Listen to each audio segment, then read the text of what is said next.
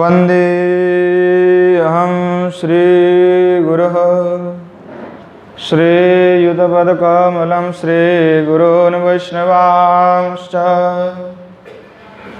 श्रीरूपं साग्रजातं सहगण रघुनाथान्वितं तं सजीवं साद्वैतं सावधूतं परिजनसहितं श्रीकृष्ण चैतन्यदेवं श्रीराधाकृष्णपादं सहगण ललिता श्री विशाखान्वितश्च आजानुलम्बितभुजौ कनकावदातौ संकीर्तनैकवितरौ कमलायताक्षौ विश्वम्भरौ द्विजभरौ युगधर्मपालौ वंदे जगत्प्रियकरो करुणावतारो पंचतत्वात्मकं कृष्णं भक्तरूपस्वरूपकं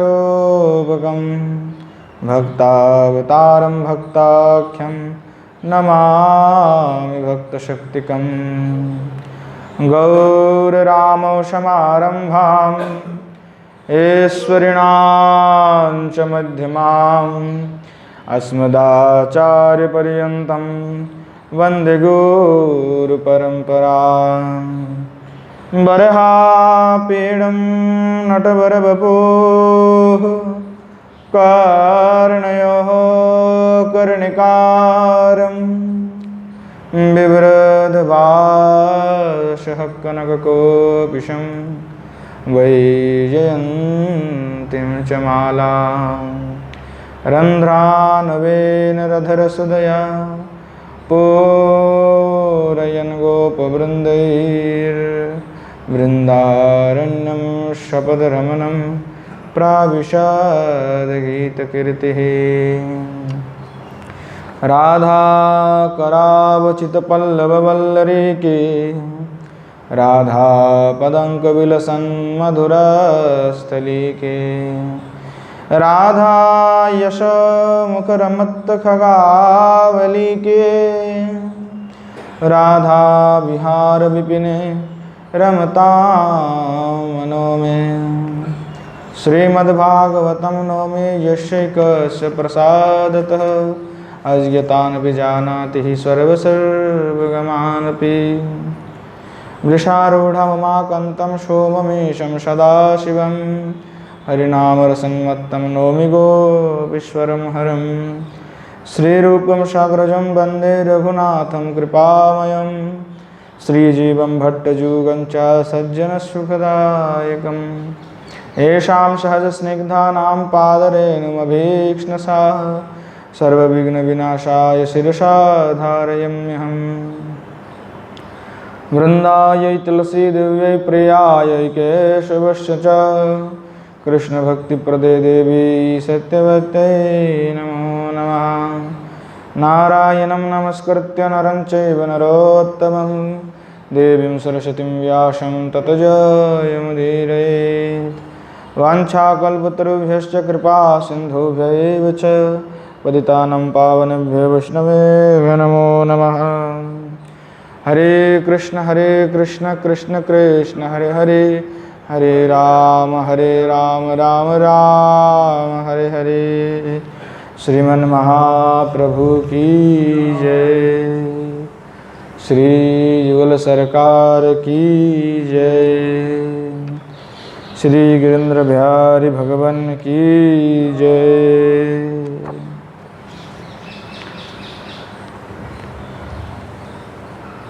श्रीमन महाप्रभु के असीम अनुकंपा से यह हम सभी नित्य प्रति श्री रागमार्ग के विषय पे आस्वादन कर रहे हैं और श्री गोस्वामियों का जो शास्त्र सिद्धांत है वह नित्य प्रति हम आस्वादन कर रहे हैं। पूर्व में श्रीमती किशोरी जी की जो भाव आए महाभाववती है, और महाभाव में उनका यह महाभाव अधिरूढ़ महाभाव है। और उस भावावती हो करके श्रीमती किशोरी जी जो है जब भी विरहावस्था में चली जाती है तो विरह की अवस्था में भी श्री कृष्ण सुख की भी कामना भी करती हैं। और श्रीमती किशोरी जी की जो प्रेम है उनके सामने किसी का कोई भी कांताओं का प्रेम का तुलना नहीं किया जाता है। उनका प्रेम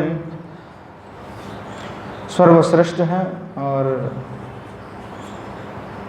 सबसे उत्कर्षजनक है।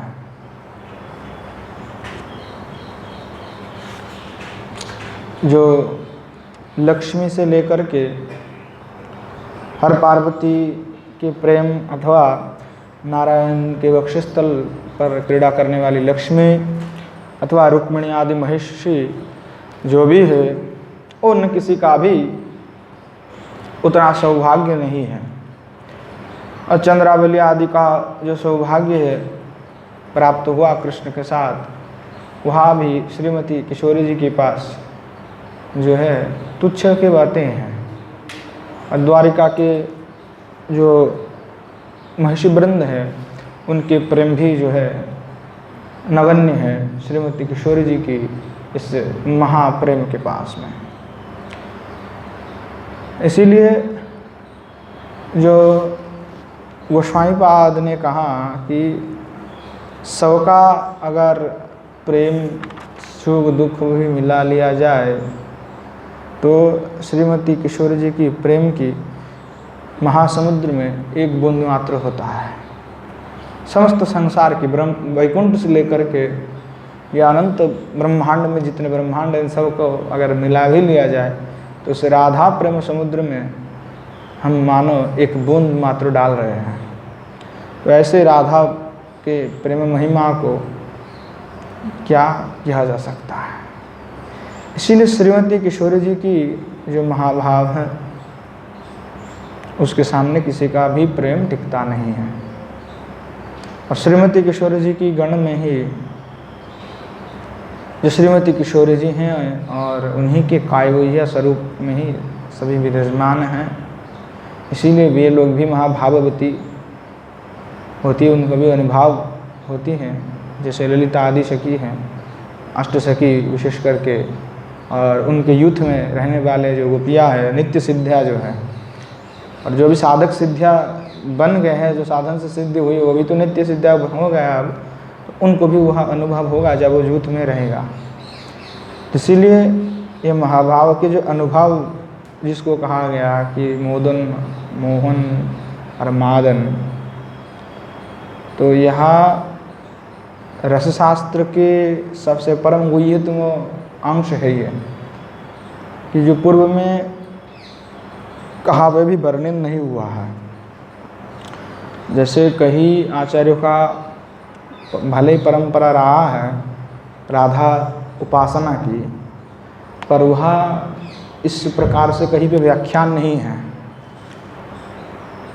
कोई भी परंपरा में रूप गोस्वामी जावत कल उज्ज्वल नीलमणि नहीं लिखे, उससे पहले कोई ऐसा कोई आचार्य हुआ ही नहीं कहीं भी संप्रदाय में जो इस प्रकार के व्याख्यान और इस प्रकार के तत्व को उन्होंने उद्घाटन किया हो, नहीं किए।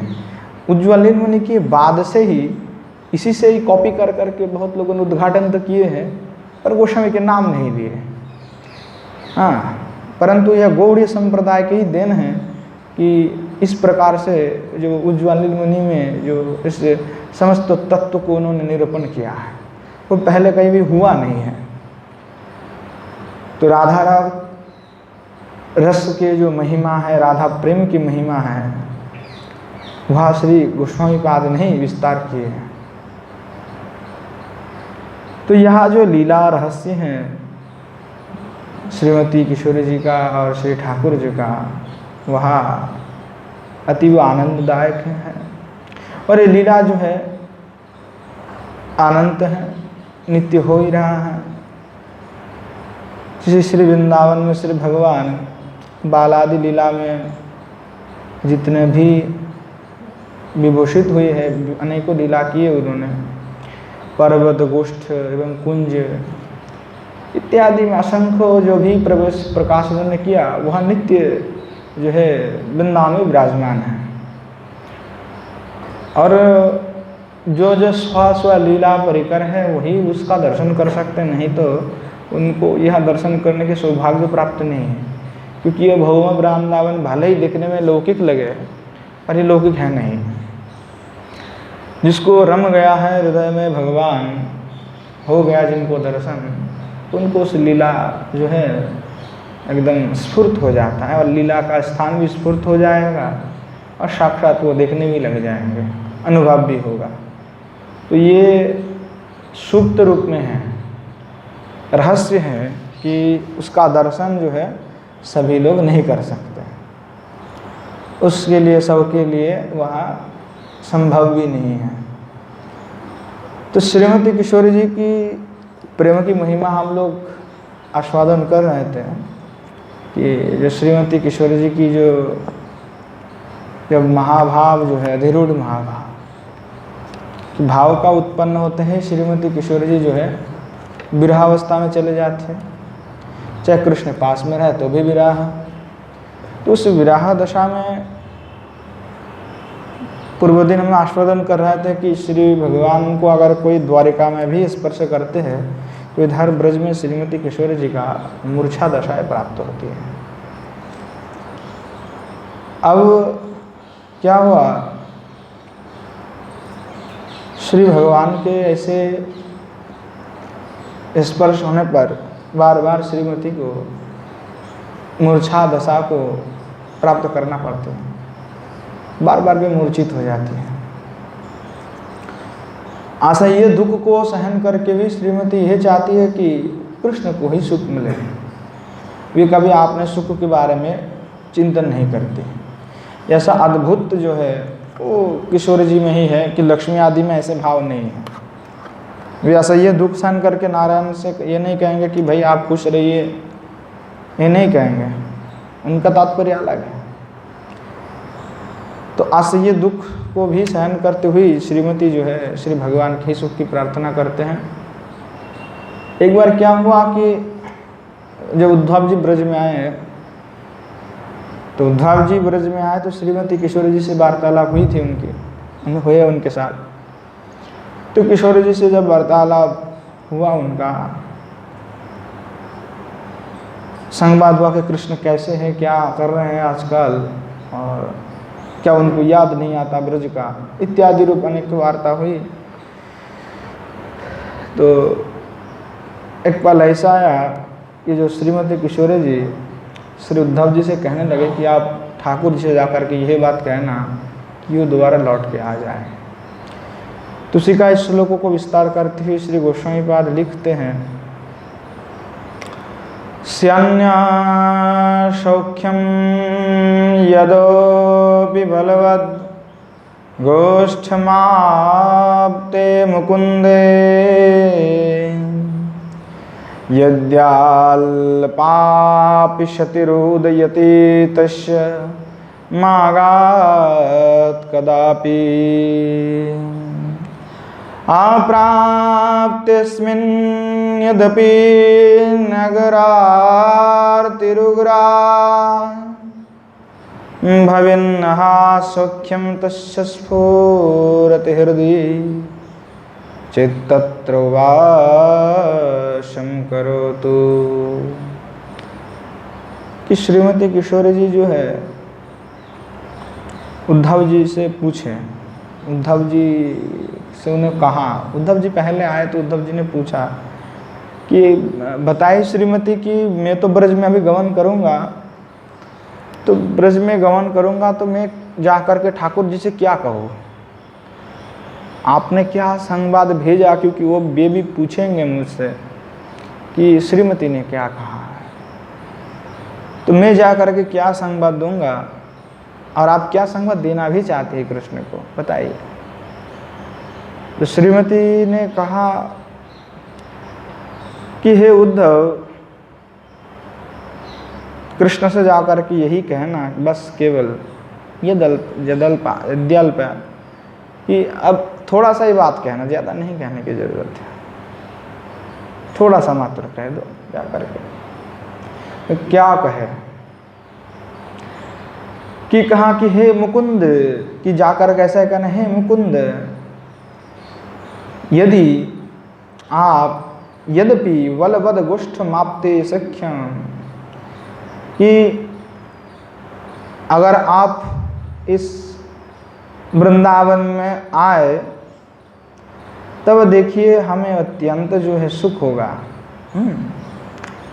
गोष्ठ है इस वृंदावन में, अगर आप दोबारा पधारते हैं तो हम सभी बड़े ही जो है आनंदित होंगे, खुश होंगे। आइए आप आइएगा, आप आइए, अवश्य उनको कहिएगा कि आने के लिए। अब अगर वो आते हैं तो बड़े ही आनंद के विषय है। शति रुदयति तस्य मागत कदापि, कि ये बात तो ठीक है, परंतु इसमें अगर मुकुंद का दुख हो कि आपको मथुरा को त्याग करके ब्रज में आने में कोई तकलीफ हो, आपको कोई दुख हो, तो आप कभी भी ब्रज में ना आए, कभी भी ब्रज में लौट करके आप ना आए, ताकि आपको दुख हो। और मथुरा से आप अगर यहाँ पे नहीं आते तब हमें बड़े ही दुख होंगे, है ना। अप्राप्तस्मिन् निव्य यद्यपि नगरादित रुग्रा भवेत, कि अगर आप नहीं आते हैं तो हमें बड़ा दुख होगा और हम दुखी होंगे। परंतु सख्यम तस्य स्फूर्ति हृदय चेत तत्र न वासं करोतु, कि अगर आपको वहाँ रहने पर, अगर आप मथुरा पे रहने पर आप खुश हैं, मथुरा पे रहने पर आप अगर आनंदित हैं, वही आपको सुख मिल रहा है, तो हे भगवान आप वहीं ठहर जाए, वहाँ से लौट करके कभी ब्रज में ना आए। तो उद्धव जी को यह जब कहा तो उद्धव जी भी हैरान हो गए कि किस प्रकार से श्रीमती किशोरी जी कृष्ण सुख की कामना करते हैं।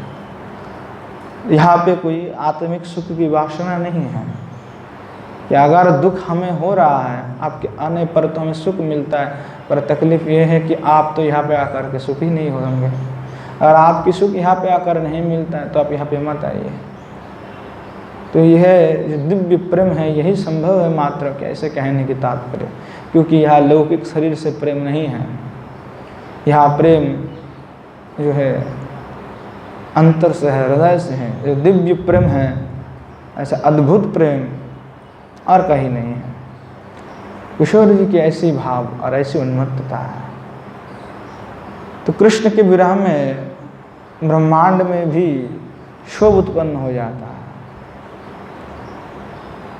क्योंकि कृष्ण विरह में जब श्रीमती किशोरी जी विरह हो जाता है, कृष्ण विरहा विधुरा व्याकुला, जब श्रीमती किशोरी जी हो जावे, उनमें जब मोहन भाव का उदय हो, तो यह ब्रह्मांड भी जो है शोभ करने लगता है।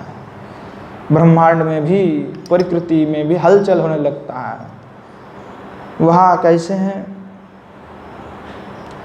कि जब श्रीमती किशोरी जी का विरह उत्पन्न हुआ तो उसमें प्राकृति और स्थावर जंगम जो भी हैं, चाहे प्राकृत हो अप्राकृत हो, इन सभी लोगों में भी जो है शोभ की योग दृष्टि दिखाई पड़ता है।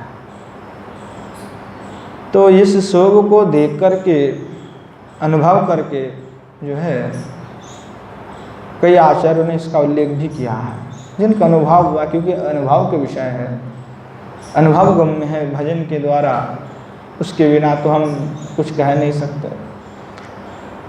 तो क्या हुआ कि जब श्री ठाकुर जी जब चले गए तो श्री ठाकुर जी के विरह में जो ब्रज की ऐसी दुर्दशा हुई कि ब्रज मानो एकदम शून्य हो गया, ब्रज में कुछ बचा ही नहीं है। तो नांदीमुखी जो है वह उल्लेख कर रहे ये घटना का, और वह स्वयं ही इसका अनुभव की। नारम शुक्रोश चक्रम फनिकूलम भवद्याकुलम सेदमोह वृंदम वृंदकाणां प्रचुर मुदमुन न श्रुवैकुंठ भाजः राधायाश्चित्रमीश भ्रमति दिशि दिशि प्रेम निस्सास धूमे पूर्णानंदे पयोषित्वा वही हृदमा वहिश्चार्तमाशिदजांडम। कि श्री ब्रज में शव उत्पन्न हुआ और ब्रज के प्रकृति में या प्राकृत लोक में देखिए शोभ का दृष्टि, शोभ देख करके जो नांदीमुखी है वह आपने योग दृष्टि से जो है वह नांदीमुखी द्वारिका में चले गए। द्वारिका में चले गए और कृष्ण के पास जाकर के निवेदन करने लगे कि हे भगवान, हे कृष्ण, हे ईश, हे मुकुंद। श्री रमती किशोर जी के जो राधायाश चित्र में भ्रमति दिशि दिशि, कि श्रीमती किशोर जी का प्रेम की विश्वास, उस विश्वास राशि ने ईश भ्रमति दिशि दिशि प्रेम निश्वास धूमे पूर्ण आनंद अपि उषित्वा वही हृदम अवहीर चातर मासी दंड जांडम। श्रीमती राधा रानी की जो प्रेम है, उस प्रेम विश्वास रूपी जो धुआं है अर्थात जो अश्रु निर्गत हो रहा है, तो कहा बाष्पों की भांति वहाँ चारों ओर जो ब्रज के जो छा लिए हैं, आश्चर्य उत्पन्न कर दिए हैं। और उसी का मैं निवेदन करने के लिए आया हूं। और मनुष्य समूह में तो उच्च स्वर से चित्कार उठने लगे हैं श्रीमती किशोर जी की व्याकुलता से। फणिकुल अर्थात जो सर्प है, क्या कि फणिकुल जो है नाहम चुक्रोश चक्रम फणिकुल भवद्यादि कूलम सेदम मोह है, कि जो सर्प है शेषनागा से लेकर के जो सप्त पातालस्थो जितने भी जंतु हैं वो सब जो है व्याकुल होते हैं। और सातों स्वर्ग स्थित अर्थात सात जो स्वर्ग से लेकर के ऊपर में तब जनलोक तपोलोक ब्रह्मलोक वो सब ऊपर में ही है। तो कहे जो लोक, क्योंकि ऊपर सात नीचे सात, तो कहे कि जो यहाँ समस्त जो लोक है स्वर्ग के ऊपर में, उन सातों लोक में स्थित जितने देवता मुनि ऋषि जो है वहाँ जो है कंपित हो रहा है उनके श्रीमती किशोरी जी प्रेम विरह में। मानो आप अग्नि का ऐसा बोलबाला चल रहा है कि उससे सभी देवताओं को शरीर से स्वेद निकाल रहा है। तब धर्म वृंद जिसको पसीना कहते, समस्त शरीर से पसीना निकालने लगे देवता मुनि ऋषियों का। और जो वैकुंठ है, वैकुंठ में स्थित वैकुंठ भाज, जो वैकुंठ में स्थित जो लक्ष्मी आदि है वहाँ मानो कौन से विरह उत्पन्न हुई कि साक्षात नारायण के पास रहने पर भी वह भी विलाप कर रही है, वह भी रो रही है और उनको भी उस प्रकार के विरह उत्पन्न हो रहा है। इस प्रकार के ब्रह्मांड में जितने 14 भवन में और उसके बाहर जो प्राकृत कहाँ कि अब जो 14 भवन है और उसके बाहर जो चिन्मय धाम में जितने भी चिन्मय धाम हो गया है कि 14 भवन हैं, उसके बाहर भी चिन्मय तो धाम भी है। तो चिन्मय धाम में भी जो है वहाँ इस प्रकार के दुख हो रहा है, क्योंकि वहाँ कह रहे हैं कि जो चिन्मय धाम है वहाँ पे दुख नहीं हो सकता, क्योंकि वहाँ पे पूर्ण आनंद है। तो गोस्वामी पाद जो लिख रहे हैं तो कहा कि यहाँ क्या कर रहे हैं कि जो है प्रचुर मुदन अश्रु हो, कि देखो कि इन्होंने क्या किया, जो आनंद है पूर्णानंद में है, तो पूर्णानंद को आस्वादन करते हुए भी वे अत्यंत दुखी हो उठते हैं। तो इस प्रकार से ब्रज के अंदर, ब्रज के बाहर, ब्रह्मांड में भी इस प्रकार के जो है महाशव श्रीमती किशोरी जी की विरह उत्पन्न पर यह हो उठती हैं। क्योंकि पूर्व में यहाँ कहा था कि इस प्रकार से ही जो है महाधिरूढ़ भाव होने पर भी ऐसे ही विरह के कारण इस प्रकार के जो है भाव उदय होता है, तो इस प्रकार के घटनाएं घटती हैं। और एक बार क्या हुआ कि श्रीमती किशोरी जी अपनी जो सखी हैं विशाखा, तो विशाखा जी से श्रीमती किशोरी जी कहने लगी, यह सखी इस कृष्ण के जो विरह है कि और वस्तोमात् कटुरपि कथं दूर्बलेन रोषा में तापः प्रौढ़ो हरिविरहज सद्यते तन्न जाने निष्क्रांत चिद भवति हृदयादस्य धूमच्छटाभिः ब्रह्मण्डनां शकिकुलमपि ज्वालय ज्वाज्वलेति। कि विशाखा से कहने लगे श्रीमती किशोरी जी कि हे सखी, श्री कृष्ण के विरह से उत्पन्न हुई मेरे हृदय पे जो बड़वानल है, जो ताप है, बड़वानल है, वह पुंज से भी तीक्ष्ण है। पर कि जो मानव जो बड़वानल होता है अर्थात अग्निगिरी, दावानल, बड़वानल और इवानल, तो जो अग्नि का पुंज है, बहुत अग्निगिरी के भांति जो पुंज है, लाभा जिसको कहते हैं, उसमें जिस प्रकार से अग्नि का प्रचंड प्रताप रहता है, तो श्रीमती किशोरी जी साक्षात कहने लगी मेरे हृदय पे जो कृष्ण विरह का ताप उत्पन्न हुई है, वह बड़वानल के जो पुंज है उससे भी तीक्ष्ण है। तो कितने विरह है वह श्रीमती किशोरी स्वयं ही वर्णना कर रहे हैं। और मेरा दुर्बल हृदय उस बड़वानल को कैसे सहन करेगा।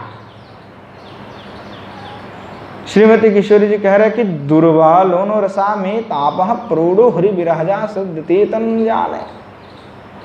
मेरा हृदय जो है अति दुर्बल है, और मेरा हृदय दुर्बल है तो वो हृदय कैसे इस ताप को सहन करेगा। मैं नहीं जानती वो कैसे सहन करेगा। तो श्रीमती किशोरी जी कहने लगी कि इस ताप को मैं अपने हृदय पे धारण करके रखी हूँ, इसको मैं बाहर नहीं निकलने देती। इसको मैं बाहर कर दूंगी तो क्या होगा, तो उसका स्वयं ही उसका वर्णन करते हैं कि निष्क्रांत चेद भवति हृदयाद्यस्य धूमच्छटाभिः ब्रह्मण्डनानां सखिकुलमपि ज्वालयज्वाज्वलति। अगर इस विरह की जो ताप है, इस ताप को मैं अपने हृदय से अगर निकाल देता हूँ तो यह ताप जो है धूम की रूप में, धूम की छटा, धुआं के रूप में जो है निर्गत हो जाएगा। तो ये धुएं की छाया अगर हमारे हृदय से निकल जाता है ब्रह्मांड बाहर, तो ब्रह्मांड में जितने भी ब्रह्मांड, इस ब्रह्मांड समूहों को उसकी ज्वाल में अर्थात जला के राख कर देगा उस दशा में। तो ऐसे अद्भुत जो भाव है, श्रीमती किशोर जी स्वयं अपना भाव को ही प्रकट कर रहे हैं श्री विशाखा जी से। यह उनमें विरह दशा में श्री भगवान के ऐसा दिव्य प्रेम है कि वह उत्पन्न होते हैं। और तिर्यक जाति जो होते हैं, ये मनुष्य छोड़ करके जो जाति है, तिर्यक योनि जिसको कहा जाता है, उस तिर्यक योनि में भी इस प्रकार से रोदन की बात भी कही गई कि जो श्रीमती किशोरी जी में जब ऐसे विरह उत्पन्न हुए तो यहाँ तिर्यक योनि भी रोने लगते हैं, तिर्यक योनि भी रोने लगते हैं। पद्यावली में श्री रूप गोस्वामी पाद वर्णना करते हैं, याते द्वारवतीपुरम मधुरिपौ तदवस्त्रासं व्यनया कालिंदी तटकुंजवंजुललता मालं विसुतकंठया उद्गीतं गुरुबाष्पगदगद गलात्वारस्वरम् राधया जेनन्तर्जलचारिभिर्जलचरैरप्यात कुमुत्कुजितम्। कि तिर्यक जनी जो होता है उनमें भी क्रंदन होता है, वो भी रोता है, कि उनमें भी अश्रुधारा प्रवाहित करते हैं, वे भी करते हैं। तो यहाँ तिर्यक जानी का जो रोदन है उसकी वर्णना करा कि अश्रु धाराओं को प्रवाहित करते करते नांदीमुखी श्री राधा जी की जो चेष्टा है उस चेष्टा को पूर्णमासी से बताने लगी। स्वयं रोदन कर रहे नांदीमुखी भी, और नांदीमुखी रोदन करके श्रीमती किशोरी जी की वर्णना कर तो ही पूर्णमासी से कहने लगे कि हे देवी, जब कृष्ण द्वारिका में चले गए तो यह बात को सुन करके श्रीमती किशोरी जी ने श्री भगवान कृष्ण के पीतंबर से अपने शरीर को ढाक लिया है। क्या हुआ कि श्री भगवान जब जाने से पहले श्रीमती किशोरी जी को पीताम्बर देके गए थे। जब जा रहे थे तो श्रीमती किशोरी जी ने कहा कि आप चले जा रहे हैं, आपकी कोई निशानी तो छोड़ के जाए। तो श्री भगवान ने आपने जो पीताम्बर थे उस पीताम्बर को श्रीमती किशोरी जी को पास छोड़ गए थे। तो जो पीताम्बर थे तो वह कहने लगे, जब श्री भगवान चले गए तो जो पीताम्बर श्री भगवान ने श्रीमती किशोरी जी को दिए थे उस पीताम्बर से श्रीमती किशोरी जी अपने आप को जो है ढक लिया। जब वो ढाक लिए तो वो उत्कंठित होकर के श्रीमती किशोरी जी जो है कालिंदी के जो तट हैं कि याते द्वारवतीपुरम मधुरिपौ तद वस्त्र संविनया, तो वो लपट करके कालिंदी तट कुंज वंजुल लता। तो श्रीमती किशोरी जी जो है वहाँ उत्कंठित होकर के जो कालिंद अर्थात यमुना के जो तटवर्ती जो कुंज है उस कुंज की मनहर लताओं का आश्रय को लेकर के अर्थात पकड़ करके जो है वह श्रीमती किशोरी जी जो है रोदन करने लगे। अश्रुधारा उनका प्रवाहित होने लगी भी उनकी जो रोदन से, उनके रोने पर। और गदगद शब्द हो करके, ऐसा नहीं है कि बहुत धीरे रो रहे थे। उद्गीतम गुरु बाष्पो गदगद गलत्वार स्वरम, कि गदगद हो करके श्रीमती उच्च स्वर से में जो है वहाँ रोदन करने लगी। जब रोदन कर रही थी श्रीमती किशोरी जी तो रोदन की शब्दों को सुन करके कालिंदी के जल में जो रहने वाले जो मछली है, कछुआ है, कि राधया जेनंतर जलचार भीर जलचरे रोपी उत कमुत कुजितम, कि वहाँ जमुना के जल में रहने वाले जो मछली और कछुआ आदि प्राणी थे उन सभी जो है वहाँ उच्च स्वर में रोने लगे।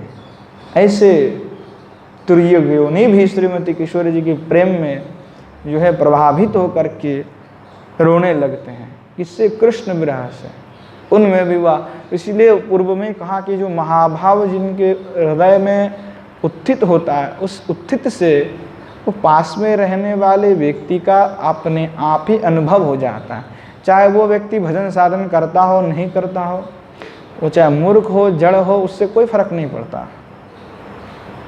उसको एक दिन में नहीं हुआ भजन की, फिर भी उसमें वह भाव उत्पन्न होगा, उसमें वह विरह होगा, क्योंकि वह महाभाव का जो प्रभाव है, उस प्रभाव सबको प्रभावित कर डालता है। उसके सामने किसी का जेद नहीं टिकता। वह भक्त अभक्त नहीं दिखते, वो जड़ नहीं दिखते, जो है वो स्थावर नहीं दिखते, जंगम नहीं दिखते, प्राकृत नहीं दिखते, अप्राकृत नहीं दिखते। वो प्राणहीन है कि प्राण है कि नहीं है वो भी नहीं दिखते। उनका काम है प्रभावित करना, तो वह जड़ वस्तु को भी हिला डालते हैं और पत्थर से भी पिघलने लगते हैं और नदियाँ भी रुक जाती हैं। इस प्रकार के भाव जो है श्रीमती के विरह दशा में आने पर जब महाभाव होती है, तभी वह संभव होता है शोवादी होना। उससे और किसी के भी प्रेम के द्वारा ऐसा भाव कभी प्रकट ही नहीं हुआ। किसी के प्रेम में ऐसा कभी नहीं हुआ कि त्रियुग योनि भी रोने लगे।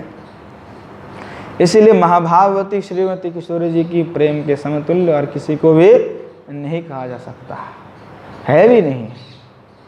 और उन्हीं के गण में ही जो है उनका भी महाभाव होता है उत्पन्न, कुछ कुछ होता है, तो तब उनको अभ्यास्वादन होता है इस प्रकार से।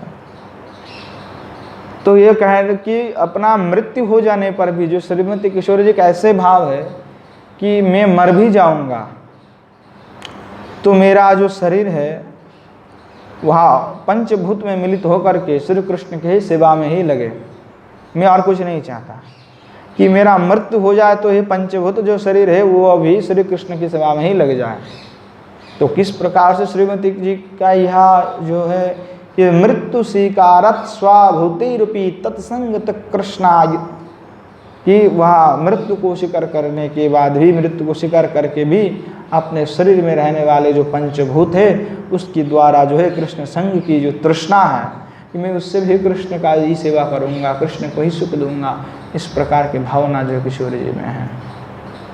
तो किशोरी जी कहते हैं कि पंचत्वां तनुरेतु भूत निभया स्वंशे विशंतो स्फुटांधातर प्राणिपत्य हंत शिरसा तत्रापि याचे वरम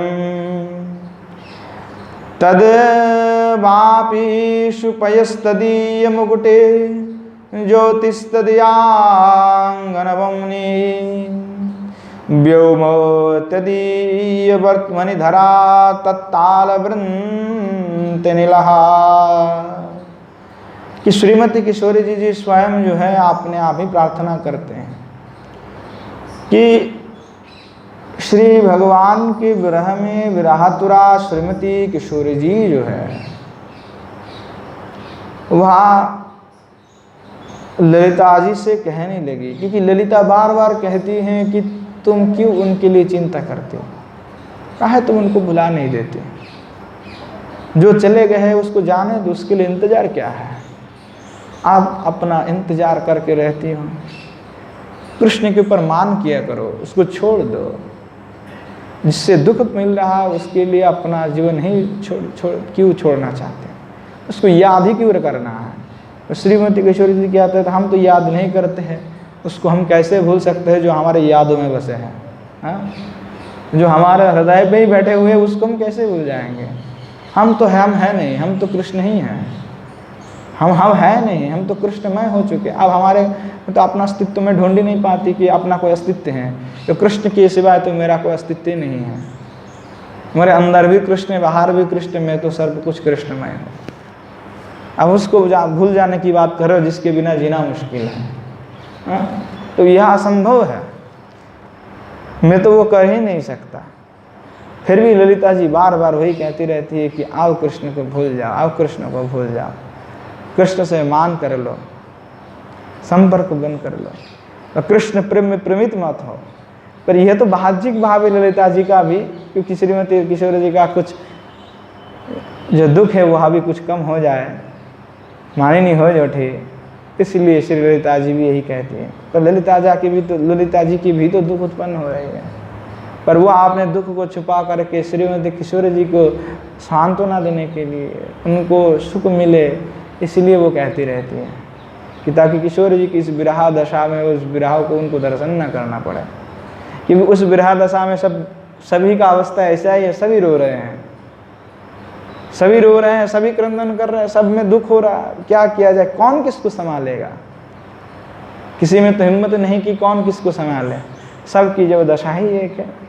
तो कृष्ण प्रेम से जो उन्मत्त हो चुके हैं, कृष्ण प्रेम में जो प्रेममय हो चुके हैं, उनके लिए क्या कहना है। असली में जो कृष्ण प्रेम में जो मज गए हैं, उस प्रेम में जो मजे हुए हैं, वाह, उसकी बात ही क्या कहना, गजब का है वो छोड़ेगा नहीं कभी। उसमें जो उन्मत्तता है, उनमें जो आनंद है, दिव्य आनंद है वो, और उस आनंद की प्राप्ति ही तो हमारा उद्देश्य है।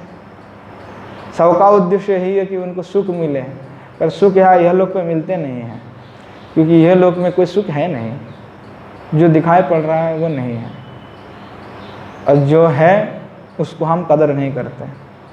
जो हमारे पास नहीं है हम उसी के लिए दौड़ते हैं, क्योंकि ज़िंदगी वही है कि हम दौड़ते रहें सुख की प्राप्ति के उद्देश्य में, धन प्राप्ति के उद्देश्य में, पर जो असली चीज़ है, जो असली प्रेम है, उसको हम छोड़ जाते हैं। कृष्ण प्रेम एकमात्र ऐसा है जो सुख दे सकता है, असली सुख है वो।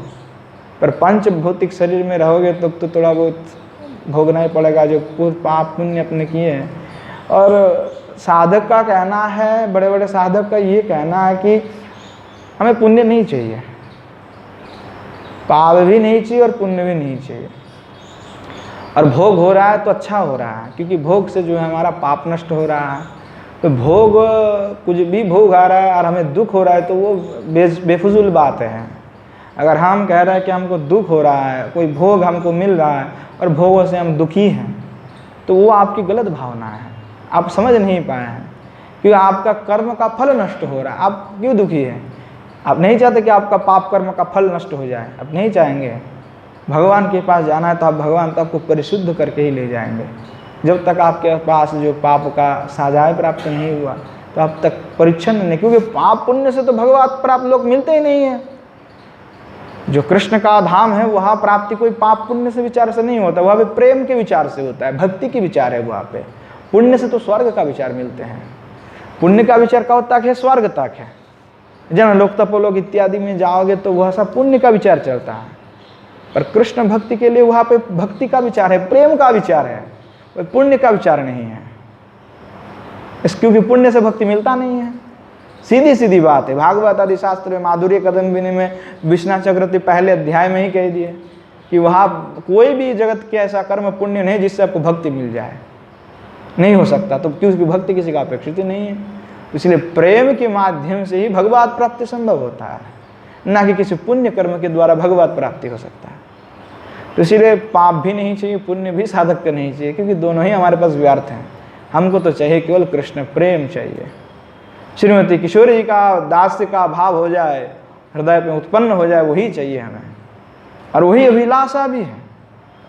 उस अभिलाषा करके ही जो हम बढ़ेंगे तभी संभव हो पाएगा।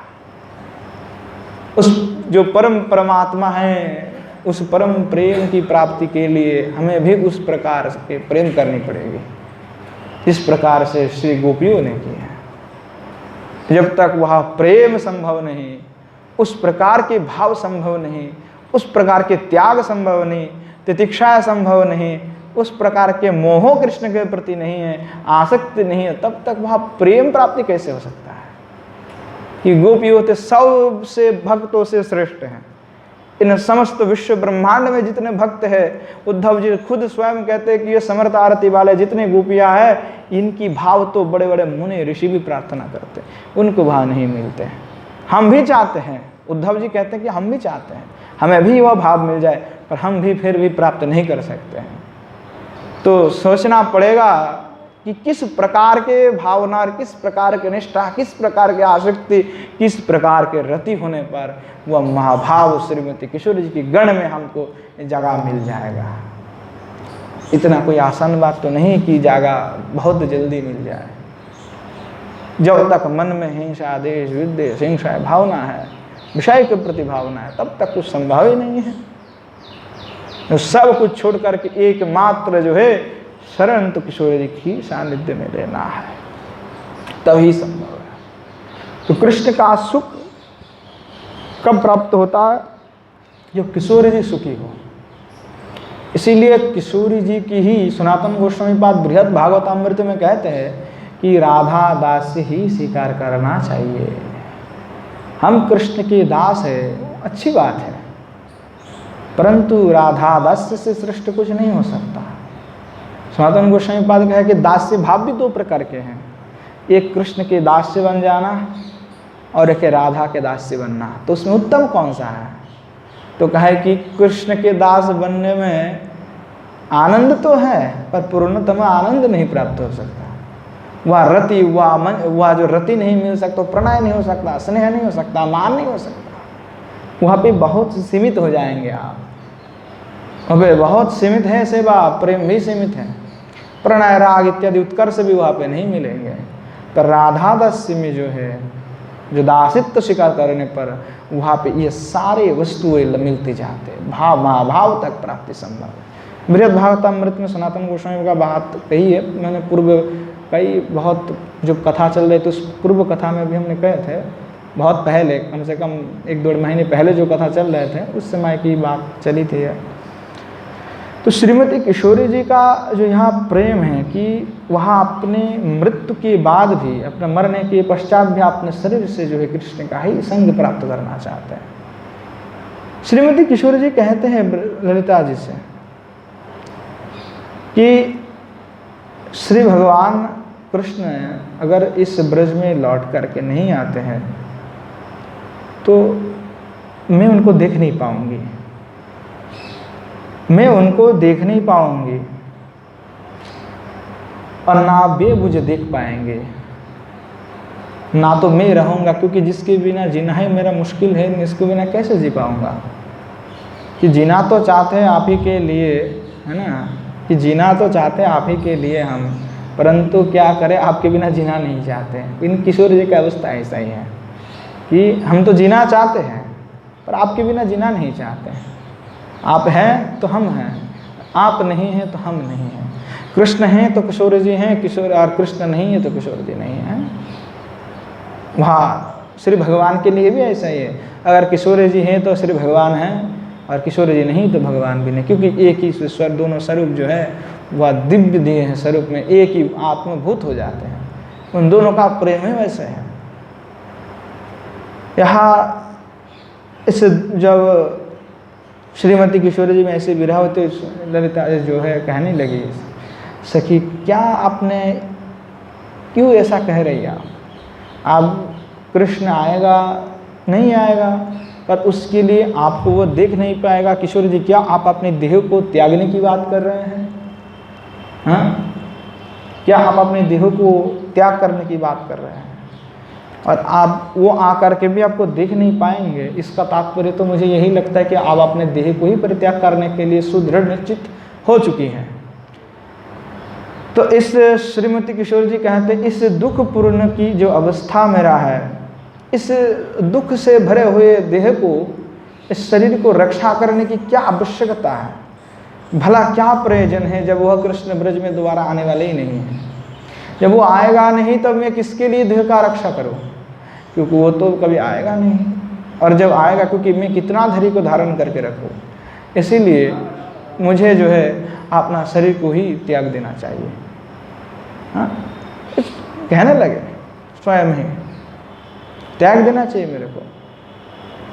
अब क्या कहते हैं कि इस शरीर को मैं त्याग दूंगा, कि मेरा देह का जब मैं छोड़ दूंगा, उस देह को त्यागने पर जो मेरा पंचभूत शरीर है, यहाँ इस पंचभूत शरीर से भी मैं कृष्ण का अगर कोई संग मुझे मिल जाए और कृष्ण का सेवा में कर पाऊँ, मुझे संग मिल जाए, तो उससे मैं अपने जीवन को जो है सार्थक मानोगे। ये श्रीमती किशोरी जी के ऐसे विरह होते, तो इसीलिए जैसे पूर्व दिन में श्रीमती किशोरी जी विरह दशा में कहने लगे कि मैं तो बास होना चाहता हूँ, तपस्या करना चाहती हूँ कि मुझे बास का जनी मिल जाए ताकि श्री भगवान कृष्ण के अधर पे मैं बैठ सकूँ, वो अधर के जो उनके अधर से निकलते हुए जो अमृत सुधा है उसका मैं पान कर सकूँ।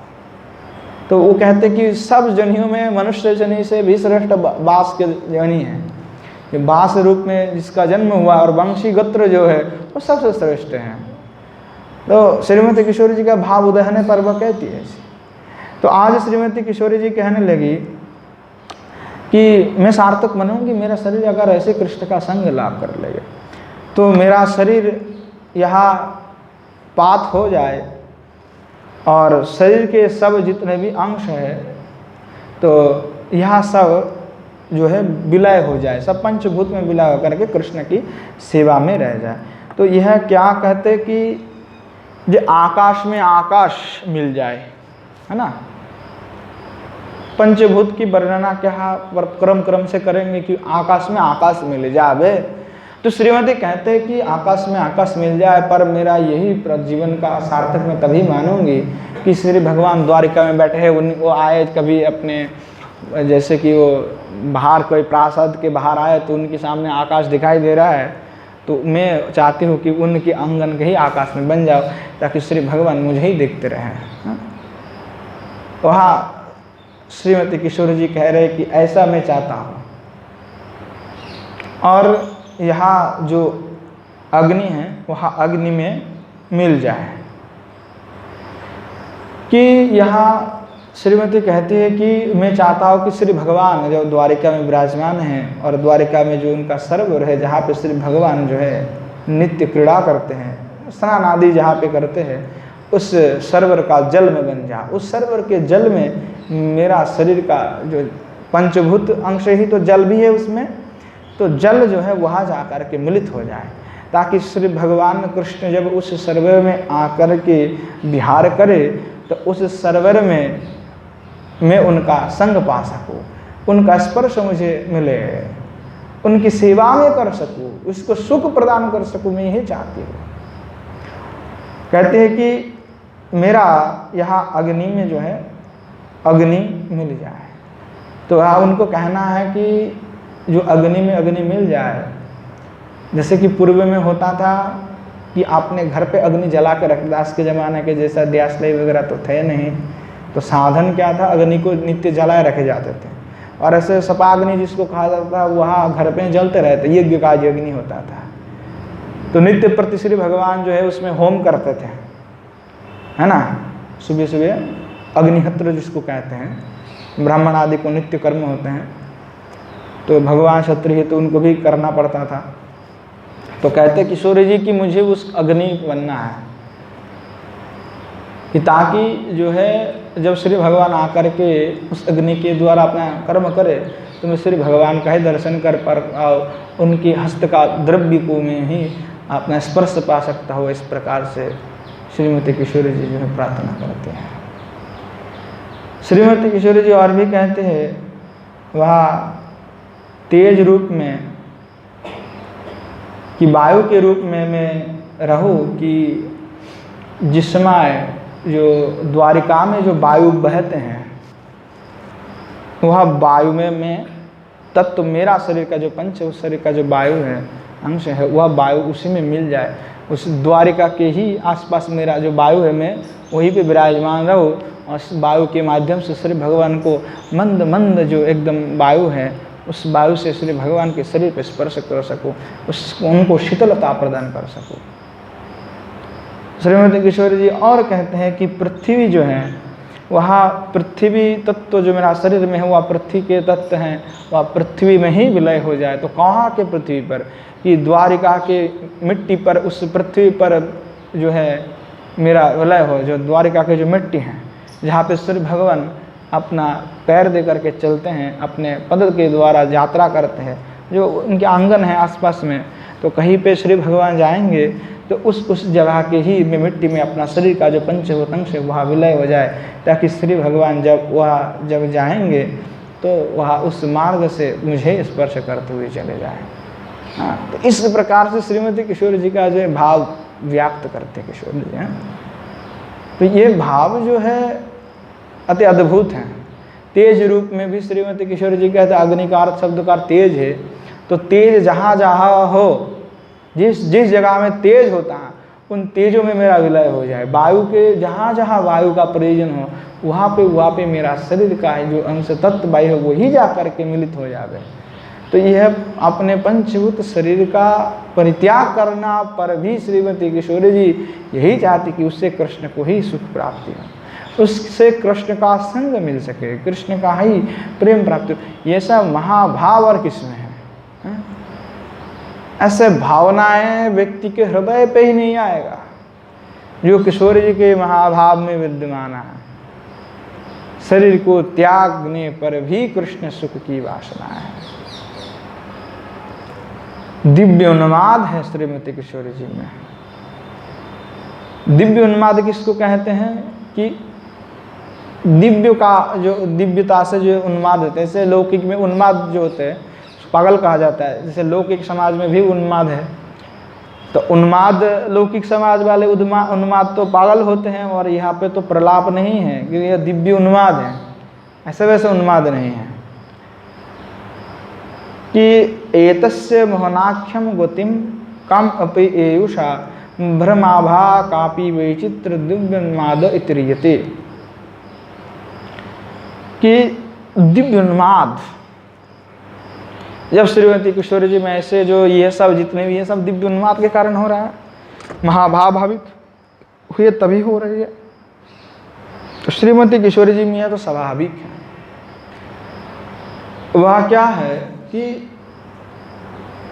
जो उन्माद किसको कहते हैं, जैसे हम लौकिक समाज में जो पागल टाइप के होते हैं जिसका दिमाग सही नहीं है, पगला गए हैं आदमी, तो उसको हम उन्माद कह देते हैं कि उन्माद हो चुके हैं व्यक्ति, पगला गए हैं।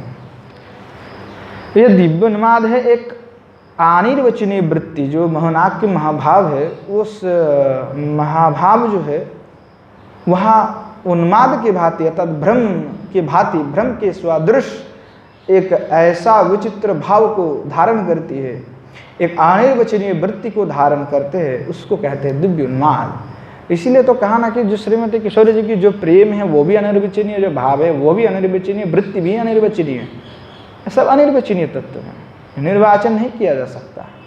क्योंकि लौकिक किसी भी उदाहरण से वो हम नहीं कह सकते उसको। जैसे पूर्व के में बहुत लौकिक उदाहरण भी दिए गए हैं।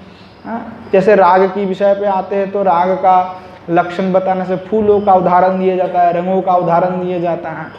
अब प्रणय आदि में भी इस प्रकार से कुछ उदाहरण लौकिक भी चल जाता है।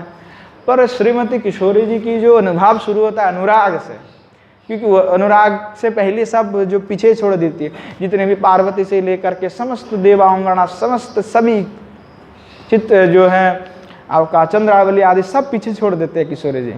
किशोरी जी की प्रेम तो ऐसा है, ये सबको पछाड़ के रख दिए हैं। महिषी बन देते हैं वो एकदम तुच्छ हैं, कह दिए कि एकदम उनका प्रेम तो तुलना ही नहीं किया जा सकता किशोरी जी के साथ। वो तो समंजसा है या समर्था है, उनमें समर्थ भी नहीं है वे, तो ये तो बहुत पीछे छोड़ गए हैं, सब पछाड़ करके दिए हैं। तो ऐसे किशोरी जी हैं। तो किशोरी जी का इसीलिए सब अनिर्वचनीय तत्व है। तो वो प्राकृत जो उन्माद होता है वो रोग हो, प्राकृत उन्माद जो है वो रोग है, अर्थात तो मस्तिष्क में विकार हो गया कुछ, तो आदमी का दिमाग ठीक नहीं है, तो खोपड़ी खराब हो गया, तो बस उल्टा सीधा बोलने लगे, उन्माद की भांति बात करने लगे, विकार है वो। पर श्रीमती किशोरी जी का जो एकमात्र संपत्ति जो मोहनाक्य महाभाव है, इस महाभाव से उत्पन्न हुई जो भाव है वो दिव्य उन्माद है। यहाँ अप्राकृत है, प्राकृत उन्मादता नहीं है, अर्थात उनका दिमाग पगला नहीं गए हैं, अप्राकृत है वो, प्राकृत नहीं कह सकते, मस्तिष्क का विकार नहीं है, वो महानाक्य भाव का एक वृत्ति विशेष है। हाँ, अगर लौकिक समाज में कोई प्रेम में ऐसे कोई महात्मा पागल हो जाएंगे तो उसको भी पागल कहेंगे कि उन्माद हो गया है ये। हाँ, तो सही तो बात बोले है कि कृष्ण प्रेम में उन्माद ही तो होना है, राधा प्रेम में उन्माद नहीं हो पाया तो क्या किया जिंदगी में।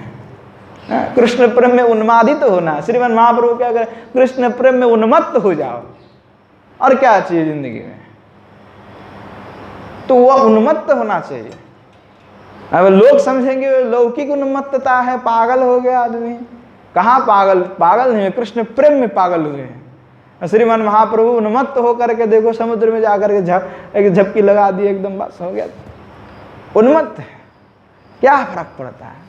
अरे जब जीना है तो जी जाएंगे, क्या है, एक बार उन्मत्त तो होके देखे कितना आनंद आता है। अरे कोई देख लेगा, कोई बात नहीं, घर में दरवाजा बंद करके ही उन्मत्त हो जाओ।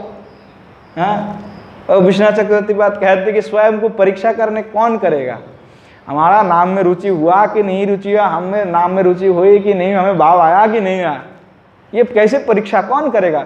श्री विश्वनाथ चक्रवर्ती बात कहते हैं कोई चिंता मत करो, इसके लिए किसी का जरूरत नहीं है।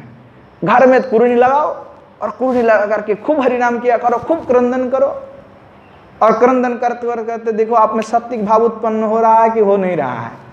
हरिनाम करने पर क्रंदन आ रहा है कि नहीं आ रहा है, उस चिंतन करने पर क्या उस भाव को प्राप्ति हो रहा है कि नहीं हो रहा है। अगर नहीं हो रहा है तो अभी भी बहुत समय है तुम्हारे पास, अभी कर लो। अभी हुआ नहीं है तो श्रद्धावृत्ति को अपनाओ, वो करते रहो। अगर नहीं हुआ तो, अगर हो गया तो चुपचाप धर्म जैसे बंद थे घर में वैसे ही बंद करो, और बाहर कुछ मत बोलो। फिर श्रद्धावृत्ति अपने अंदर कर लो, बाहर कुछ नहीं करना। घर में कुछ नहीं, बंद करके जैसे कर रहे तो अनुभव हुआ, उस अनुभव को घर के अंदर ही रखो, बाहर मत ले जाओ। क्योंकि बाहर ले जाओगे तो प्रपंच आएगा, बहुत तामझाम आएंगे, चेला बनेगा, शिष्य बनेगा, बड़े लोग आएंगे, और फिर क्या होगा, परिक्रमा करने के लिए ही 50 लोग साथ में चलेंगे कि महाराज जी चल रहे हैं, हमको भी साथ में चलना है, एक सेल्फी भी उठाना है। तो प्रपंच आ जाएगा बहुत। अब प्रपंच से क्या होता है, भजन नहीं हो पाएगा, समय इनको दे कि हम हमारे लिए पहले जो समय था वो नहीं रहा, फिर वो आनंद नहीं रहेगा फिर, क्योंकि अधिक संग में वो आनंद नहीं है। जो स्वयं में जो आनंद होता है, क्योंकि उस समय आपको धीरे धीरे जो सुविधा नहीं मिलेगी, ना उस भाव का प्रकाशन होगा, तब आपको हृदय भी धीरे धीरे दूसरी ओर खींचने लगेंगे। इसलिए जब ना खींचे दूसरी ओर, तभी तो इस ओर आना है। इस और आने का उद्देश्य क्या है कि संसार से विरक्ति, ना कि संसार से जोड़ना। अगर हम संसार से फिर दोबारा जुड़ गए, उसका तात्पर्य क्या हुई कि हम आए थे तो भजन करने के लिए जुड़ गए, फिर दोबारा विषय पे। तो विषय से विरक्ति ही जो है उद्देश्य मात्र है। भगवत प्राप्ति के लिए विषय से हमको त्यागना है, विषय से अपने को हटाना है। तो प्राकृत विकार तो व्यक्ति में हो सकता है, पर यह अप्राकृत विकार है, और ये किसी के द्वारा हम परीक्षा करने की जरूरत नहीं, स्वयं को परीक्षा कर सकते हैं। चक्रवर्ती पाद इसके लिए कहे हैं, माधुरी कदम्बिनी आदि ग्रंथ में उन्होंने अनेक बार कहे इसको कि इस प्रकार से आपने स्वयं को परीक्षा कर लो। क्या जरूरत है दूसरे का, पता नहीं दूसरे में क्या भाव हो नहीं हो, अब वो हमें परीक्षा कर सके कि नहीं कर सके। हाँ, हम किसको ढूंढने जाए कि भाई कौन सिद्ध है कि नहीं सिद्ध है, कौन सही है कि नहीं गलत है। हमको उतने करने की क्या जरूरत है, हम अपने अंदर ही अपने ध्यान लेंगे, अपने दर्पण में स्वयं को देखोगे तभी तो दिखाई पड़ेगा स्वयं में क्या गलतियां हैं। इसलिए दुनिया की ओर देखने जाओगे तो इतने प्रपंच, इतने सब कुछ है, समय बस टाइम खराब होते जाएगा। इसलिए प्रपंच को छोड़ो, अपने और देखो और अपना साधन करते रहो, क्योंकि बाहर जितना आप माथा मारोगे उतना आपका टाइम लॉस होते जाएगा, अपना टाइम नष्ट हो जाएगा। इसीलिए जितना बाहर से संबंध कम रखा जाए उतना सबसे भजन के लिए बढ़िया है, उत्तम है।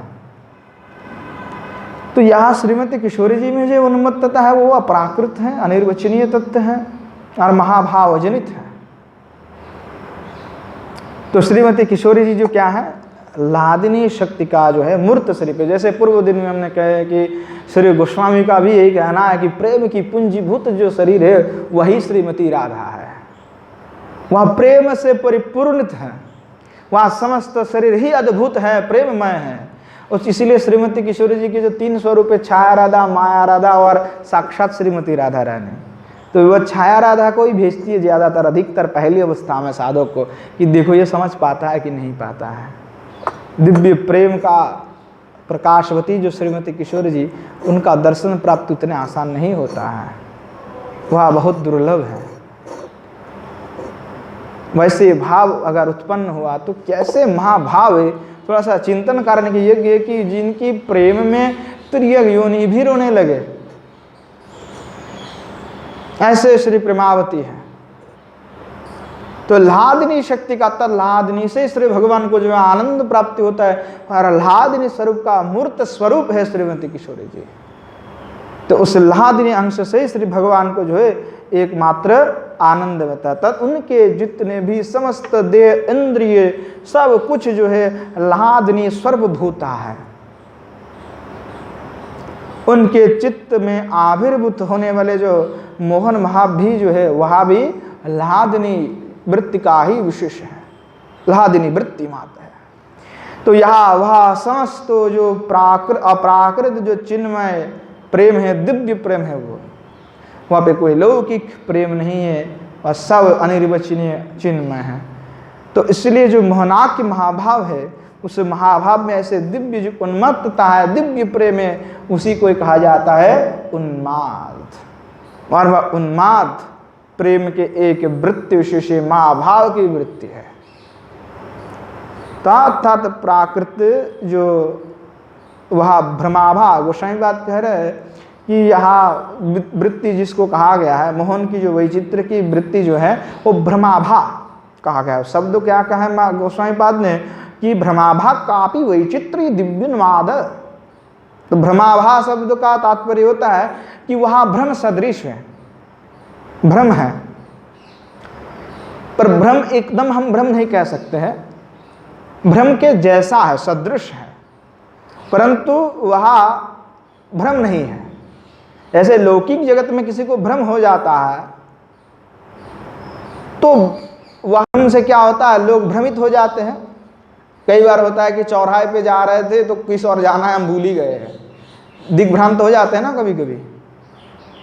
जब चौराहा पे चलते हैं या तेहरा पे चले तो हम एकदम पूरा चारों ओर जो है खोला मार्ग है और जो है चार मार्ग जाकर के मिल गया, आसपास में कोई ऐसा चिन्ह भी नहीं है, अब वहाँ पे आप जाकर के खड़ा हो गए कि हमको किस ओर जाना हम खुद ही भूल गए हैं। होता है कभी कभी दिग्भ्रांति जो है, तो वो भ्रम है, दिग्भ्रांत होना। पर यहाँ पे किशोरी जी का भ्रम जो है वो उस प्रकार के भ्रम नहीं है, तो भ्रम के जैसा है पर भ्रम नहीं है। अर्थात प्राकृत भ्रम कब होता है, इंद्रिय की जो वृत्ति है उस इंद्रिय की वृत्ति की जब विकलता हो जाता है, अर्थात इंद्रिय जब काम करना बंद कर दे, विकल हो जाए, निर्णय लेने में असमर्थ हो जाए मस्तिष्क, तब भ्रम उत्पन्न होता है। से आपके चक्षु इंद्रिय चौराहे को देख करके समझ नहीं पा रहे हैं कि इसमें से कौन से में हमको जाना था, कौन से और हमको जाना था, और जो है आपका चक्षु इंद्रिय देख नहीं पा रहा है, इसीलिए चक्षु इंद्रिय से मस्तिष्क में यह प्रेरण नहीं हो पा रहा है कि हमको कोई और जाना था, क्योंकि मस्तिष्क में जाएगा फिर उधर से आपको आएगा लौट करके कि हाँ इसी पर जाना है। निर्णय जो है वो तो इधर चलने वाले, निर्णय इधर चलेगा, तो निर्णय नहीं हो पाता क्योंकि इंद्रिय जो है विकल हो गया। एक प्रकार से मानो तो देख करके भ्रमित हो गए और भ्रम से इंद्रिय विकल हो गया तो निर्णय लेने में असमर्थ हो गया, विकल हो गया। तो विकलता से वहाँ जो है भ्रम पैदा होता है, अर्थात विकलता ही जो है विकार को सृष्टि करते हैं। किंतु श्रीमती किशोरी जी का जो महान भाव है वो भाव जो है वैचित्र इंद्रिय की विकलता से नहीं होता है, वहाँ लौकिक इंद्रिय की जो विचित्र विकलता है उससे उत्पन्न होता है। जो लौकिक इंद्रिय की वृत्ति है उस प्रकार के नहीं है, वहाँ एक वृत्ति जो है वह भाव विशेष वृत्ति है, इसलिए उसको हम लौकिक नहीं कह सकते। यहाँ प्राकृत इसलिए भ्रम नहीं है, अर्थात प्राकृत जो चित्त वृत्ति से उत्पन्न होने वाले जो भ्रम है उस भ्रम का यहाँ पे गंध मात्र भी नहीं है। वह तो महाभाव के प्रेम के एक विशेष वृत्ति है, उस विशेष वृत्ति से उत्पन्न होने वाले जो एक महादिव्य वृत्ति विशेष मात्र है। तो इसमें अनेकों प्रकार के अनेक विधो जो है भाव उत्पन्न होता है, अनेक प्रकार के विचित्र विचित्र जो है भ्रम सदृश जो है वह वृत्ति जो है विभिन्न विशेष विशेष वृत्ति जो है वहाँ पे आता है। जैसे कि उद्घूर्णा हो गया, चित्रजल्प हुआ, प्रजल्प हुआ, हाँ ये सब जो है वृत्ति विशेष है, अलग अलग अवस्था है श्रीमती किशोरी जी के, जैसे परिजल्प हो गया, विजल्प हो गया, उज्ज्वल्प हो गया, समजल्प हो गया, अवजल्प हो गया, अभिजल्प, आजल्प, हाँ, ये सब जो है वृत्ति हैं। प्रतिजल्प है, सुजल्प है, मादन है, हाँ, ये बहुत विस्तारित विषय है, प्रसंग है, और सबका एक एक करके उदाहरण भी देंगे तो भी बड़ा समय लगता है। विश्व गोस्वामी पाद ने तो इस पर, इसमें तो संक्षेप में हम कहते जा रहे हैं कि गोस्वामी पाद ने जो टीका लिखी है उसका भी व्याख्यान करेंगे तो कम से कम 2-3 महीने का समय लग जाएगा उसके ऊपर भी। ये कोई छोटे मोटे चीज़ तो नहीं है जो है इसको हम थोड़े 2-4 अक्षर में बता दिए, क्योंकि विस्तारित जो विषय हैं वो तो टीका में गोस्वामी पाद ने लिखे हैं। रूप गोस्वामी पाद ने एक ही श्लोक में उसका वर्णन कर दिया, और उसका विशेष जो विस्तार है जीव गोस्वामी पाद, विश्वनाथ चक्रवर्ती पाद, उन्होंने इसका किया है विशेष करके व्याख्या। तो यहाँ अलग अलग भाव हैं, उद्घूर्णा आदि जो हैं अलग अलग वृत्ति को हो जो किशोरी जी धारण करती है। तो ये जो जितने भी वृत्ति है और किसी में नहीं है, वो तो किशोरी जी में विद्यमान है, हाँ? तो ये वृत्ति विशेष किशोरी जी में ही संभव है, क्योंकि उनके प्रेम के पास और किसी का प्रेम टिकता नहीं है। सा पहले पछाड़ करके रख दी श्रीमती किशोरी जी का प्रेम ने। ऐसे दिव्य महाभाव जो हैं किशोरी जी में ही वर्तमान है। उस प्रेम के आगे सब फीका है।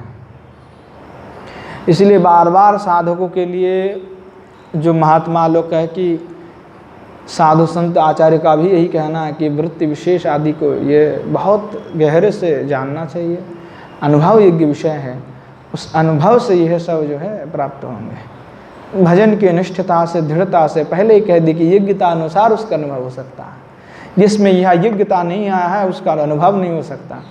उससे ये फर्क नहीं पड़ता कि वो कब साधु बने हैं कब नहीं बने हैं, किसमें कब कौन सी भाव उत्पन्न हो जाएगा वो किसी के द्वारा नहीं कहा जा सकता। वो कभी भी किसी के हृदय पे उत्पन्न हो सकता है। किसी कोई साधु अगर सिद्ध महात्मा उसके पास में जाकर के कोई बड़ा नास्तिक भी जाकर के बैठ गया तो उसको बदलने में 2 मिनट भी देर नहीं लगता है। हो सकता है कि उसकी ज़िंदगी बदल जाए, उसमें भाव उत्पन्न हो जाए। वो हम नहीं कह सकते, क्योंकि राग का वृत्ति ऐसा है, कब किसका आसक्ति हो जाएगा और कब उस प्रेम में वह प्रेमी होकर के छूट चलेगा उसका कोई भी निर्णय नहीं कहा सकता। जैसे कि बिल्ली मंगल ठाकुर की बात भी कहा जाए तो देखो किस प्रकार से चिंतामणि में वो अनुरक्त थे। चिंतामणि ने एक दिन उनको बस कह दिया कि इतने अनुरक्त अगर तुम श्री भगवान कृष्ण के प्रति भी होते तो तुमको कृष्ण मिल जाते हैं। बिल्ली मंगल ठाकुर ने सोच लिया कि हम जिसके ऊपर अनुरक्त थे उसने ऐसी बात कह दी, हम इतने रातों में छुट कर के आए, उनके सर्प ने दंशन भी किया और ये समझ तो कुछ तामझाम करके हम आए और ये कहने लगी इतना प्रेम, इतना अनुरक्त, अगर हम कृष्ण के प्रति भी होता तो हमें कृष्ण मिल जाते। तो आपसे मिलना है तो कृष्ण को ही मिलेंगे, प्रेम अगर करना है तो कृष्ण को करेंगे। तो देखिए क्या कब अनुराग हुआ, कोई पता है इसका अनुराग का। ध्रुव जी को उनके माता ने कहा, विमाता ने, कि अब भगवान विष्णु की जब प्रार्थना कोई करता है तो उसका सब मनस्कामना पूर्ण हो जाता है। बस विमाता ने कह दिया तो उन्होंने समझ लिया, माता से जाकर के पूछे, माता ने निर्णय दे दिया कि हाँ बेटा करने से मिलता है। अनुराग हुई, सब कुछ छोड़ करके चले गए। मात्र 5 साल की उम्र में, जब उनका कर्म में भी कोई उनका अधिकार भी नहीं था, तब भजन में कोई अधिकार भी नहीं था, कर्म में तो 5 साल की उम्र में क्या करेगा बच्चा। उस उम्र में जाकर के अनुराग कारण जो है भगवान की दिव्य जो है उन्होंने भाव से जो तपस्या की और भगवान प्रकट हो गए हैं, साक्षात दर्शन भी दिए और वर भी दिए, हाँ ध्रुव लोक भी मिल गया। तो कब किसका अनुराग है जो वो कह नहीं जा सकते। बिल्लू मंगल ठाकुर जी तो आपने आँख कोई फोड़ लिया कि कृष्ण को भिन्न तर किसी को देखेंगे ही नहीं, क्योंकि ये जो इंद्रियां हैं वो तो केवल चंचली हैं। किसी स्त्री को देख लिया तो बस हो गया हमारा, उस आंखों से तो वही सुंदरी को अवलोकन करते जाएंगे। तो इसलिए आपने आंखों को ही फोड़ लिया। इंद्रियों, क्योंकि इंद्रिय जो है बहुत खराब है, इंद्रिय का वृत्ति खराब है बहुत, क्योंकि वृत्ति हमारा युग युग से, अनंत युग से वही वृत्ति चलते आ रहा है, हमें भी वही संस्कार मिला है और संस्कार के कारण इंद्रिय की वृत्ति जो खराब हो चुके हैं। तो इंद्रिय की वृत्ति को भी ठीक करना पड़ेगा साधकों को। वृत्ति जब ठीक होगा तब संभव होगा। तो वो कब अनुराग हो जाएगा, ऐसे अनेकों घटना। अनुराग जब होता है तब अपने आप हो जाएगा रति आसक्ति। इसलिए भगवत प्राप्ति के लिए कोई भी समय निर्धारण नहीं किया जाता और न है उसके लिए कोई भी कर्म का अपेक्षा भी है। वहाँ तो कभी भी किसी के ऊपर जैसे कृपा हो जाए, कभी किसी के ऊपर भगवान की कृपा हो गया तो बस वो आ गए और उनको भक्ति प्राप्त हो गया। इसलिए महाभाव का भी यही है कि अगर साधक अपने पूर्ण निष्ठा से समस्त विषय को विषवत परित्याग करके, कैसा कहा दिया कि यहाँ एकदम बमन के भांति परित्याग करना चाहिए। बमन के भांति की उल्टी, हमने उल्टी कर दिया तो उल्टी करने के बाद कोई लौट के भी देखने के लिए भी एकदम बिल्कुल देखता भी नहीं, और कोई उल्टी को थोड़े उठा करके खाएगा, जो खाएगा वो कुत्ता है, क्योंकि उल्टा करके खाने वाला तो कुत्ता ही होता है, तो वो स्वभाव होता नहीं है। तो वहाँ की एक जो समस्त विषय आदि है उसको एकदम वो उल्टी कर दो, सब कुछ जिसमें पेट साफ हो जाए एकदम, और साफ हो जाए तो बस और कोई बात ही नहीं है, देखो मत। तो इस दिव्य महाभाव जो प्रेम है, वहाँ प्रेम को प्राप्ति के लिए तो साधक के बड़े कठिन साधन की आवश्यकता है। साधन बिना सिद्धि संभव ही नहीं है। इसलिए हमारे आचार्य उपाद ने उस मार्ग को प्रशस्त करते गए कि विधि से लेकर के क्रम के अनुसार धीरे धीरे धीरे आप कैसे उस मार्ग में जा पाए, किस प्रकार से आपको उस साधन मिले, वो पूरा क्रम उन्होंने बताया है। तो जो दिव्य हमारा प्रसंग चल रहा था श्रीमती किशोरी जी का, आई और आगे भी उसका ग्रंथ जो है हमारा रागानों का भजन रहस्य जो है उसके और भी कुछ विषय भी है। तो महाभाव तक वर्णना हो गया तो यही तक ठीक है, क्योंकि उद्घरण आदि बड़े विशेष व्याख्यान है और उसको करने जाएंगे तो और भी बहुत समय लगेगा। जो मूल ग्रंथ हमारे चल रहे थे उसमें और भी कुछ सिद्धांतात्मक ग्रंथ थे, तो सिद्धांत का भी जानना विषय जरूरी है। तो सिद्धांतात्मक जो हमारे ग्रंथ थे उसका भी हम लोग आस्वादन करेंगे आगे से। और महाभाव तक जो हमने कह दिया, महाभाव तक ठीक है। उसके बाद जो रागानुगा भजन रहस्य के विषय पे ही जो चल रहे थे कि मुख्यतः जो रागानुगा भजन के ये मादन महाभाव तक करने के बाद जो अनेक वृत्ति विशेष है वो तो आस्वादन हो जाता है, जरूरी भी है करना। पर महाभाव के बाद में जो जैसे कि सखी भाव भी हैं, गोपियों की अनुगत होकर के जो भावना है, जैसे प्रिय नर्म सखा भी होता है तो उनमें दो भाव विद्यमान होता है। प्रिय नर्म सखा जो होते हैं, तो सखी भाव का विषय पे हमारे आचार्यों का भी सिद्धांत है कि सखी के अनुगत होकर के जो भजन है उसके विषय पे। बाकी रागानों का भजन रहस्य के और कुछ विषय बाकी हैं, तो आगे से हम लोग जो हैं उस बाकी विषय का आस्वादन कर लेंगे। और आज यहीं पे समय भी हो गया है तो आज यहीं पे रहने देते, आगे रागानों का भजन रहस्य के विषय में जो गोपी अनुगत्य में भजन है उसके विषय में विस्तारित जो है आस्वादन किया जाएगा। आज यहीं पे रखते। जय जय श्री राधेश्याम निताय गौर हरि बोल। श्रीमन महाप्रभु की जय। श्रीमन महाप्रभु के समस्त पार्षद वृंद की जय। नव श्री नवद्वीप धाम की जय। श्री गिरिंद्र बिहारी भगवान की जय। श्री जुगल सरकार की जय।